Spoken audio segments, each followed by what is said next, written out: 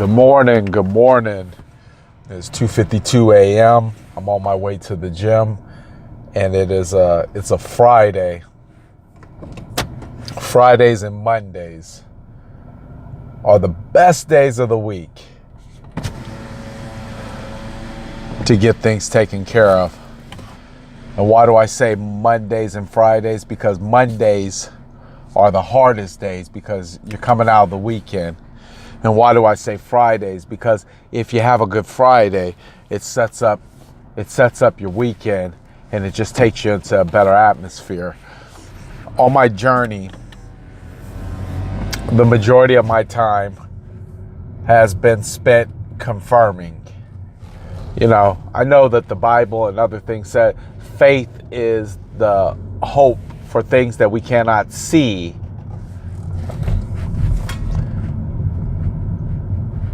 But we want confirmation. We want to at least say, hey, if I got to step out on faith, if I got to get out the boat, if I got to walk on this water, can I just stick my toe in it real fast and see if it's warm?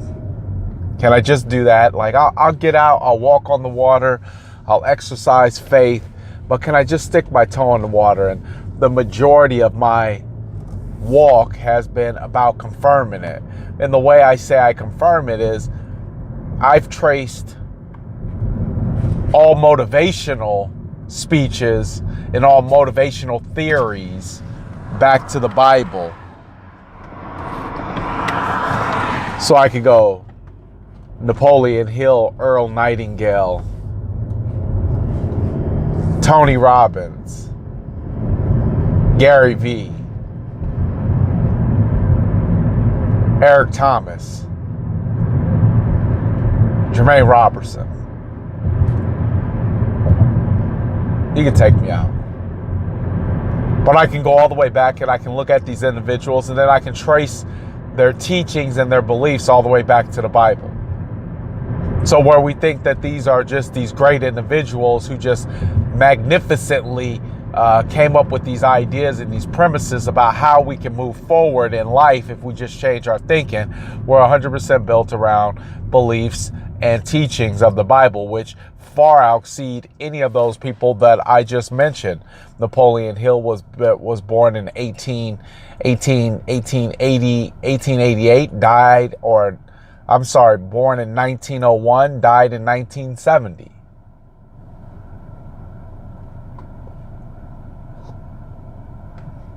So there's no way that his teachings exceed what the Bible teaches. It clearly just tells me that he's derived his learning and his premises from the book. But I've spent the majority of my journey examining each person to check for errors, inconsistencies. And I think the thing that has allowed me to have a firmer root on what it is that I'm moving into is that I don't find any inconsistencies.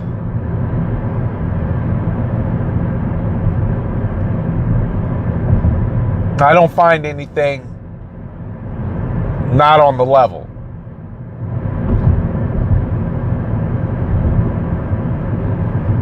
So there's one thing that keeps coming up in my life as of lately, is that when you're favored, when everybody turns their back on you. You know that you're favored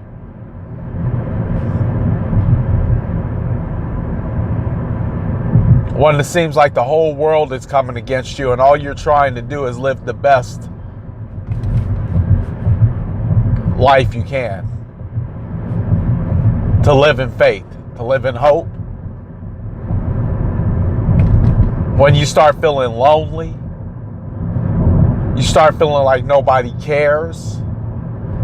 You have murmuring going on around you. You have people talking about you.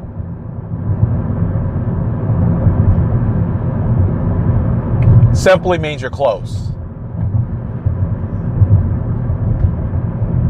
Yesterday, I had a client hang up on me on the phone.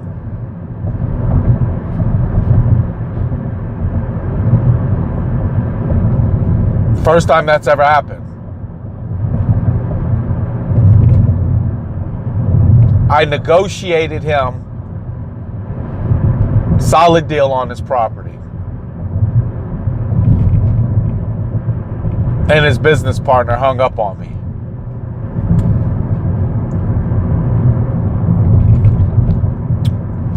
I thought, wow, I negotiated you a great deal and you're mad at me. The old me would have been devastated by it. But I remember being on the phone, and after it hung up, his business partner called me right back and he apologized. And I said, that's okay. And I went back to explain to him the contract and what exactly was going on.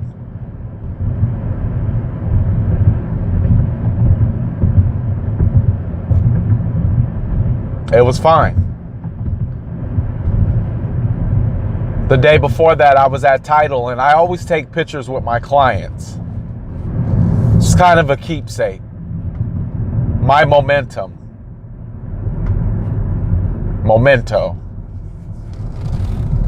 And I'm sitting there and we're done signing, and I say, hey, would you mind taking a picture of me and my client? Client says, I don't want a picture. I don't want you taking a picture of me. I don't want to do it. The old me would have been devastated. I just took a picture with her husband.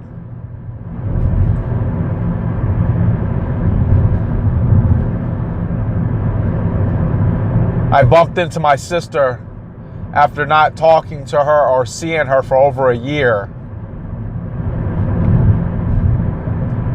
And the first thing she asked me after she hugs me is, why am I talking about her behind her back? So I don't know what you're talking about. She says, well, such and such told me you were.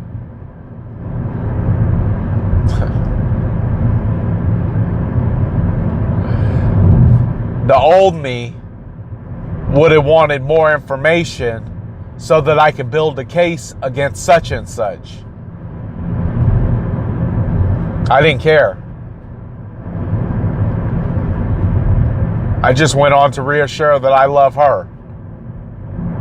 And if she ever needs to know anything about me and what I think, we don't have to let a year or two pass beside before we come together and ask, is this the truth? Things are going to come up against you.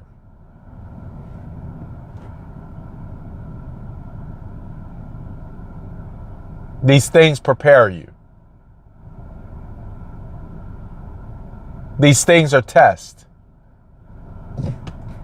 intended to see how you will do. If you will pass. Are you ready?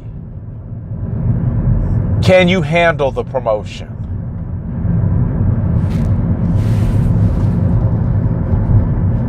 Can I give you everything you're asking for? Can I trust you?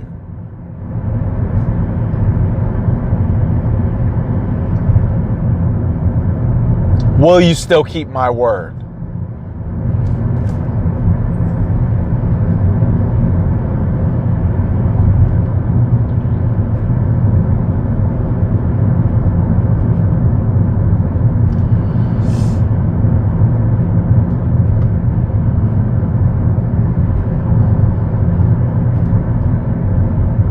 There is no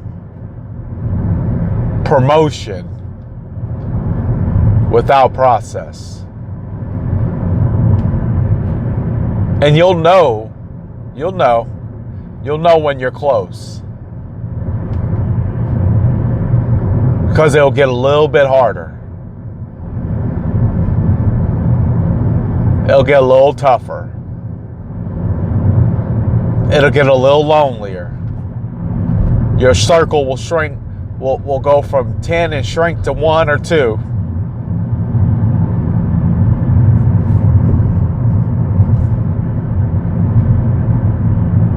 But you just hold on. You press through. You stay in faith.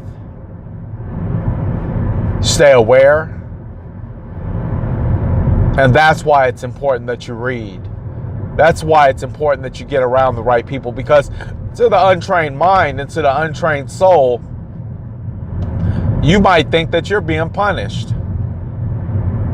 See, had I not been in that men's conference last night and I heard a prominent preacher confirm something that I heard a prominent evangelist, that I heard a prominent motivational speaker, if I hadn't heard all these people come together in agreement and say the same thing, which is you will suffer as you go through the fire on the way to promotion, here's what you will go through. I might have just gave up a long time ago and said, this ain't worth it. But I listen to the tapes, I listen to the audios, and I go to the conference because I want the confirmation that I'm on the right path. And there's been some things that's been said that says you're on the right path. Stick it out. Stick it out. And you can live the life that people sometimes can only imagine, and you can turn it into reality.